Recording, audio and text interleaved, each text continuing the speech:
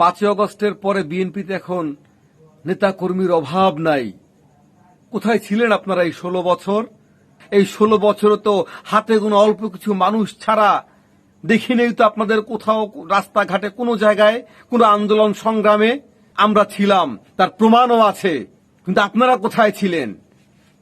কিন্তু আপনারা অনেকেই যারা বিএনপি করতেনই না, নব্য বিএনপি হয়েছে। মানে এত বড় বড় কথা বলেন, এত বড় বড় বুলি আপনাদের এইসব মানে ঔদ্ধত্যপূর্ণ কথাবার্তা আচরণের কারণে যারা প্রকৃত মানে দল করে, শহীদ প্রেসিডেন্ট জিয়াউর রহমানের আদর্শে গড়া যে জাতীয়তাবাদী দল, সেই দল করে, সেই মানুষগুলো অনেক মানুষই কিন্তু নীরব হয়ে গেছে, নিস্তব্ধ হয়ে গেছে।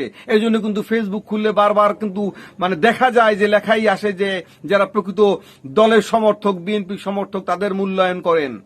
প্রত্যেকের ব্যাকগ্রাউন্ড আমরা জানি, আমাদের ব্যাকগ্রাউন্ড খুঁজে দেখেন। রাস্তায় ছিলাম কি ছিলাম না, অন্যের বিপক্ষে ছিলাম কি ছিলাম না।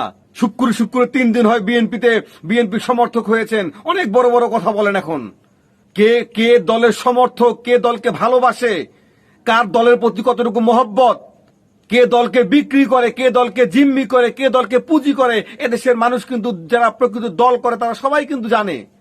শহীদ প্রেসিডেন্ট জিয়াউর রহমানের গড়া দল ভালো লেগেছে, ভালো লাগে, সেই জন্য এই দলের সমর্থন করি।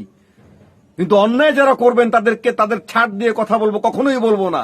সে যে দলেরই হোক, যদি অন্যায় কোনো কিছু করেন তার বিপক্ষে কথা বলবোই। অন্যায়কে কখনোই প্রশ্রয় দিয়ে চলি না আমি। যে বেশি বুঝি তাও না, কিন্তু যেটুকু বুঝি সেটুকু সৎভাবেই বুঝি, ভালোভাবেই বোঝার চেষ্টা করি। যেটা অন্যায় সেটা অন্যায় বলি, যেটা ন্যায় সেটা ন্যায় বলি। দল ক্ষমতায় সেজন্য আমি যা ইচ্ছা তাই করব। দল ক্ষমতায় বলে এই 16 বছর করতে পারি নাই, এখন করব, এগুলো ঠিক না।